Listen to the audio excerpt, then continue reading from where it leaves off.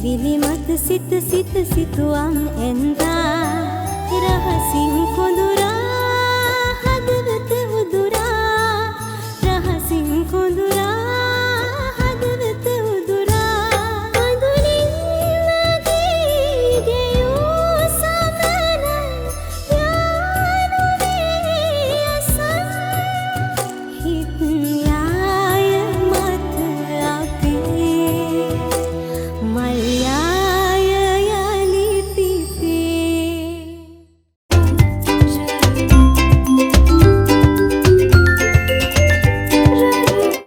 Signal strong ටීත් micro calcium සහ pro ෆ්ලෝරයිඩ් සංයෝගය දත් ශක්තිමත් කරයි.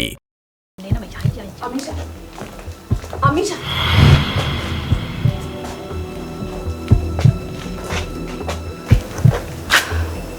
මොකද ඔච්චර හදිසි? තව නඩුවක් තියෙනවද යන්න? නෑ මොකද? මගේ කොල්ලා විනාශ කරන්න නේද හැදුවේ? අපි පුතාව කඩවා ගන්න. මං ඔය අනිත් කියන්නේ වගේ කියවන්නේ නෑනේ. හැබැයි අද මම මේ ගෑන්ට දෙකක් කතා නොකළොත් ඒක ඔයාගේ මගේ මනුස්සකමට කරන ලොකු අවනම්බුවක්. හරි දැන් මොකද්ද උදේනේ මේක මේ ඔයා පයින් නැතු ඉන්න. රොත් එක්ක කතාවක් නෑ. මට කතා කරන්න ඕනේ මෙන්න මේ ගෑන්ට. දැන් මම මොනවද කරන්න ඕනේ? කරන්න ඕනේ සේරම ටික වා කළානේ. රාපිව මගෙන් උත්තර ගත්ත දවසේ ඉඳලා ඔයා කරේ මුළු ජීවිත කාලෙම මට රිද්දපු කමිෂා.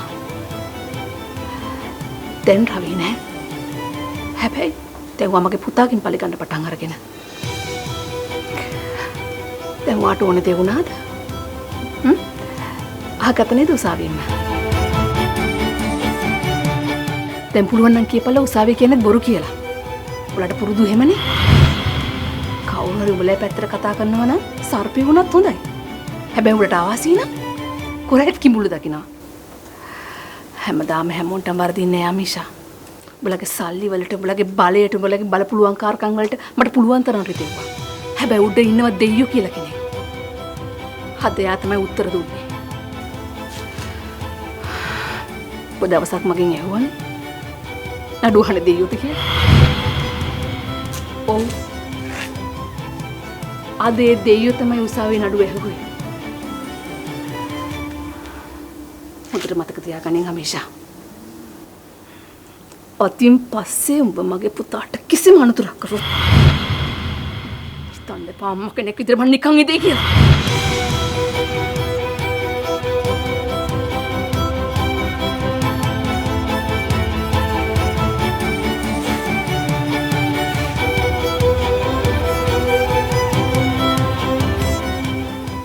අවන්තට ගැහුවේ මන් නෙමෙයි. හැබැයි අවන්තට මොකෙක් හරි ගැහුවා. හිතන්න එපා ඔයගොල්ලෝ මේක නවත්තුවට මෙතනින් මන් නවත්තයි කියලා. අවන්ත කියන්නේ මගේ මල්ලි. ඒක ඔයා නෙමෙයි කවුරු කොහොම දැඟලුවත් ඒ අයිතිය උතුර ගන්න බෑ. මගේ මල්ලි වෙනුවෙන් උට මේ අපරාධ කරපේ උම්ම මං කොයි ලෝකෙන් හරි හොයාගන්න. ඒ විතරක් නෙමෙයි. මං ඌව බලන්න හොස්පිටල් එකටත් යනවා. පුළුවන් නම් මාව නවත්තලා පෙන්නන්න. පොලිසිය දාලා හරි. මරාගෙන මැරිලා හරි මං එනවා මගේ මල්ලිය බලන්න.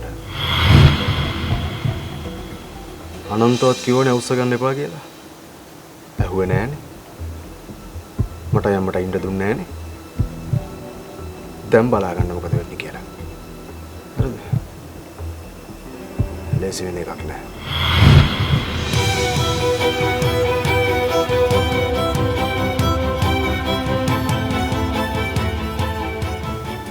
එන්න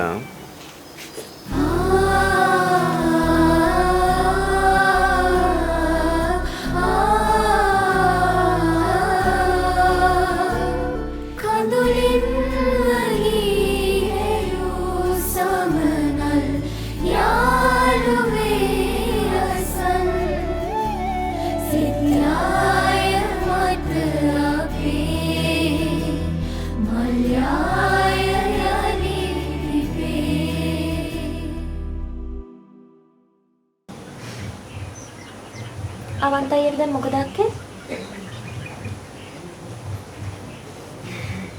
අනේ මන්දනංගි කිසිම දෙයක් දැනගන්න නෑ මට නම් එපා වෙලා ඉන්නේ. අවන්ත අයවද? නෑ ළමයෝ කෝල් කරා කිසිම ආරංචියක් නෑ. කතා කරලා අහන්නවත් කෙනෙක් නැද්ද? නෑනේ.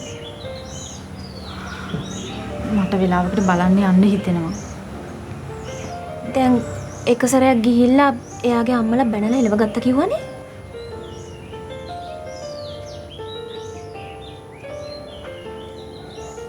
ඉතින් ඒකනේ.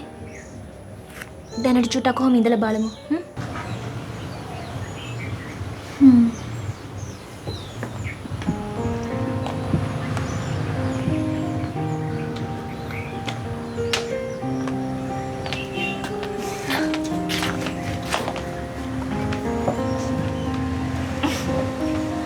ඔන්න එහෙනම් වැඩේ හරි.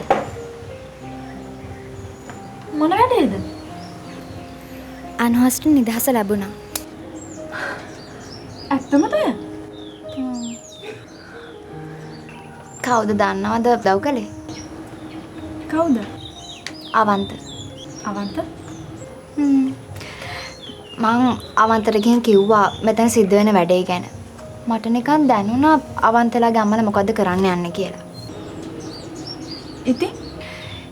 ඉතින් මං අවන්තට කිව්වා අනුහස්ස ගොඩක් හිර කරන්න හදනවට අමාරුයි කියලා අපි කොහමද උසාවියට යමු කියලා. අනේ අනුහස් අයියගේ අම්මට කොච්චර සතුටු ඇතිදනේ? අම්මෝ මේ දෙව්මේ ඔයාලගේ තාත්තත් ඇවිත් හිටියා. තාත්තා කිව්වහමත් මගේ පපුව පිච්චිලා යනවා. ඒ ඇයි? මං කොහොමද අප්පා තාත්තට මූණ දෙන්නේ? ඇත්තටම ඔයා අපරාධේ කලබල වුණේ. මේකනේ ආක්ෂා සිද්ධ වෙච්ච හැම දෙයක්ම සිද්ධ වුණේ තාත්තව සැක හිතන තැනට. මම මොනව කරන්නද? දැන් ඇත්තටම මොකද කරන්න හිතන් ඉන්නේ? අනේ මන්ද මට හිතා ගන්න බෑ. මේ ළමයින්ටත් වදේ මං ඉන්නේ. අනේ නෙමේ. එහෙමනම් කියන්න එපා. දැන් අපි කවද්ද කිව්වා අයින් එක වදයක් කියලා? කිව්වේ නෑ ඒ උනට වදයක්නේ. ඒකනේ ඇත්ත. අක්කේ මේ පිස්සු කියවන්න එපා හරිද? අනිත් එක අපිට කවදාවත් එහෙම වදයක් නෙවෙයි. අනිත් එක මං නම් කැමතියි ඔයා මෙහි ඉන්නවට. ඇයි ඒ? ඇයි යන්නේ? අපේ ගෙදර අක්කා කෙනෙක් හිටියයි කියලා වචනයක්වත් කතා කරන එකක් ඇයි? ඔහේ බුම්මට්ට වගේ ඉන්නවා. මේ මාධ්‍යයක් කියන්නද? මොකක්ද? මේ ටිකේම මෙහෙ ඇවිල්ලා මට දැන් ලොකු පුරුද්දක් කරා මෙහෙ එන එක. ඇවිල්ලා ඔයාලත් එක්ක කතා කර ඉන්න එක. අනේ. ඉතින් හැමදාම එන්න. මේ හැබැයි දැන් මං ගෙදර ගියාමත් එන්න ඕන හරිද? හා. හැබැයි ඉතින් ඔයාලත් අපේ ගෙදර එන්න ඕනේ. අපෝ එන්න. හරි මේ මං අක්කට එන්න කියනවා.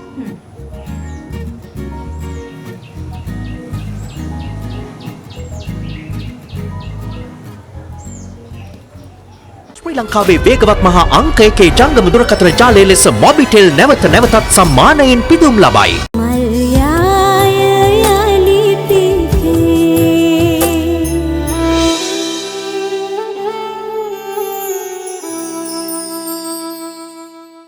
ලොකු බෝතලෙන් වැඩි ඉතිරියක් වියදම අඩු කරගන්න ෂයින් එක වැඩි කරගන්න.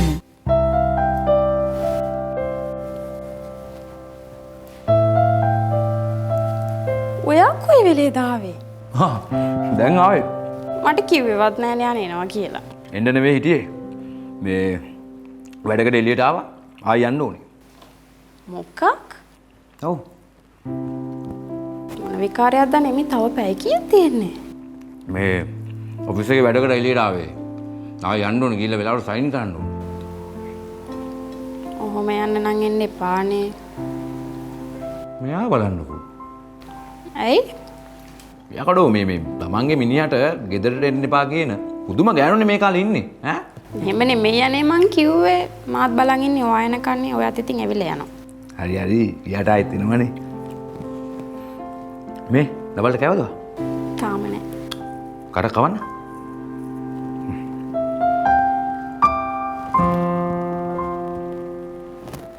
මම වගේ අහන්නම හිටියේ. මොකද්ද? දැන් වෙනදා වගේ නෙවෙයි. මං එනකම් මග බලන් ඉන්නේ. මේ මම නිකන් දැනෙනවා වෙනදට වැඩිය ඔයා මට ආදරෙයි කියලා. හයි. එහෙම නෑ අනේ. එහෙම නැත්තෙමත් නෑනේ නේ. මට දැනෙනවා. එහෙනම් ඉතින් ඒක මටත් දැනෙනවා. ඉස්සර වගේ නෙමෙයි ඔයා මටත් හරි ආදරෙයි කියලා. එහෙම තමයි ඉතින්. අපි දැන් පොඩි කෙල්ල කොල්ලෝ නෙමෙයිනේ. චූටි පැටියගේ අම්මෙකුයි තාත්තෙකුයි. මං හිතන්නේ ඒක තමයි. පුතේ නාංගි බලන්න ගියාද? යාමේ. කෙල්ලට කොහොමද? ඒකි මේ හොඳ සතුටින් ඉන්නවා. ඒකට ගාණක් නැහැ. ඔව් හොඳ ජොලියේ ඉන්නේ. ඔව්. අනේ මේ මෙයාගේ බොරුවම එළමයා ජොලියේ නැහැ. එළමයා දුකින් ඉන්නේ. ඔව්. ඇයි? මේ ඒකට ගාණක් නැහැ අම්මා. හොඳ ජොලියේ ඉන්නවා. මේ අම්මා මේ ආඬන තරම් යාඬන්නේ නැහැ. මට කෙල්ලව බලන්න යන්න නැත්තම් බලන්න නම් යන්න පුළුවන්. ඒත් ඉතින් තාත්තා දැනගත්තොත් ප්‍රශ්නයක් වෙන්නේ. මොකද්ද පුතේ ප්‍රශ්නේ? මගේ දරුවානේ. තාත්තගේ දරුවනේ ඉතින් එයාටත් යන්න ඕන කිව්වොත් එහෙම. එයාට යන්න පුළුවන් ඉතින් රණ්ඩු කරන්නේ නැත්තම්. රණ්ඩු කරන්නේ නැත්තම් ඉතින් දෙව් මිහියයි දනේ. මාර කතාවක් කිය. ඒක තමයි මාත් මේ කිව්වේ. මේ පුතේ මං හොරෙන් හරි ගිහලා පොඩ්ඩක් බලෙන්නද? නෑ මේ දැන් යන්න ඕනේ නෑ අම්මා.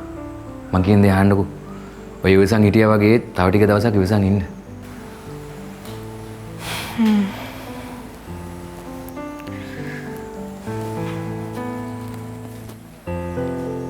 පව්වනේ.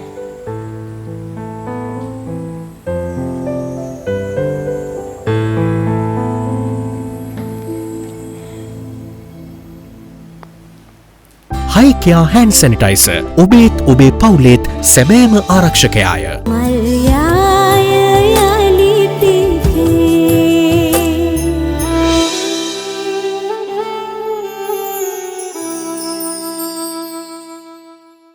සිරා කොක්කක් සෙට් කරගන්න ඔබේ ඇඳුම එළිය රැකගන්න. නවරින් සෑම සේවීමකින්ම ඇඳුමට අලුත් එළිය. මම ජීවිතේට හිතුවේ නෑ අරු මේ වගේ දෙයක් කරයි කියලා. කවුද මම? අරු අවන්තයා. ආවදින් කිව්වට විශ්වාස කරන්න. ඌ මේ ලෝකේ ආදරේම මට. ඉස්සර එක නෙමෙයි දැන්. හැබැයි හීනකින්වත් හිතපු නැති වැඩක් මහා ගෑනිට උනේ නේ. අමශාන්ඩිද? නැතුව. ඒකේ අදත් බලාගෙන හිටියේ උඹ රිමාන්ඩ් කරනකම්. කල්පනා කරේ මොන සතුටක් ලබනවද කියලා මේ මිනිස්සයා මෙහෙම දේවල් කරලා. ගෑණියෙක් නරක වුණොත් පුතේ මතක තියාගනින් පිරිමියෙකුට වැඩි හපන්. අමීෂට වෙලා තියෙන්නේ ඒක. ඒ ගෑණි පලි ගැනීමේ පරතරයට ගිහින් තියෙන්නේ. අර මම දැන් කවුද කියන්නකෝ අවන්ත කියන්නේ යාගේ පුතා නේද? දැන් මේ වෙලාවේ යාගේ ඔළුවේ වැඩ කරන්න ඕනේ තමන්ගේ පුතාව ගොඩ ගන්න ඕනේ කියන එක විතරනේ හරිනා. නෑ බා. අමීෂ මේ වෙලාවේ අවන්තයා මැරෙනවා නම් කැමතියි. එහෙම වුණොත් බෝ තවත් හිර කරන්න පුළුවන් කියලා තමයි ඒකේ හිතේ වැඩ කරන්නේ. එහෙම තමයි බා. බේ නැන්දා අම්මා වගේ නෑ හැම ගෑණියෙක්. අපේ අම්මා බය වුණා අවන්ත ගැන අමීෂාන්ඩිට වඩා. ඒක ඉතින් මොකද? හැම වෙලාවම බය වෙන්න බලාගෙන ඉන්නේ. උණු වෙනවා කියන්නේ ඉතින් මේ වෙඬුරු පිට වගේ වක් කරන්න බලාගෙන ඉන්නේ. දැන් කොහොමද ඉතින් මාමා අම්මත් එක්ක යාළුවෙ ඉන්නේ? මොන? බ්‍රබිස්ද? මම බලන්නේ නැහැ ඔගේ මූණ. ඉතින් දැන් ඉතින් ප්‍රශ්නේ ඉවරයිනේ මාමා ඉතින්. මොනවාද ප්‍රශ්නේ ඉවර? මොනවාද ප්‍රශ්නේ ඉවර? මම ආවේ. මට තෝ ආවත් එක නැද්ද? දැන් මොකෝ ඉනයි? ඒ මාමා તો උසාවිය ආවේ. මම උසාවිය ආවේ තෝ ආපහු රිමාන්ඩ් යනවා බලන්න. යන්න මම නිකන් බුක් ගන්න තු. මට තියෙන ප්‍රශ්නේ මගේ කෙල්ල කෝ කියලා බං. කෙල්ල ඉන්නේ? කෙල්ල ඉන්නවනේ ඉන්න තැනක් කෝ. ඒක ඉතින් මන් දන්නේ නැහැ මාමා. බොරුනෝ කියහන් පුතේ නංගි කොහෙද ඉන්නේ කියලා? නෑ මාමා දනු කියව මටවත් කියන්නේ නැහැ ඉන්න තන. ඔබ ඇත්තමද පුතේ කියන්නේ? ඔව් ඔව් ඉතින්. හැබැයි ඉතින් ඒක තාමත් හිතාගෙන ඉන්නේ මම අවන්තයට ගැස්සුවා කියලා දන්නේ එහෙමම නෙවෙයිනේ මාම ඉතින් කොහොමත් ඔය දෙන්න කාලෙක ඉඳන් වලිමනේ. මම රණ්ඩුනේ බොරුවට නෙවෙයි පුතේ.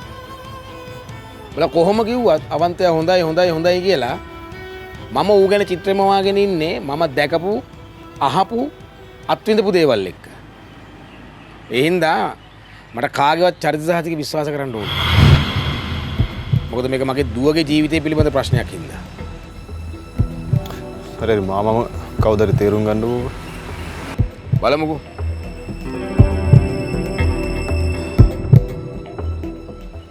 අනෙකුත් නිෂ්පාදන වගේ තත්වයෙන් එකමයි 10% මිලෙනුත් අඩුයි. කීල්ස් ස්ටෙරිල් වැඩි දියුණු කළ හෑන්ඩ් සැනිටයිසර් ජෙල් ඔබේ විශ්වාසවන්ත ආරක්ෂකයා. වාට දුකයිද? නැත්නම් මන්ද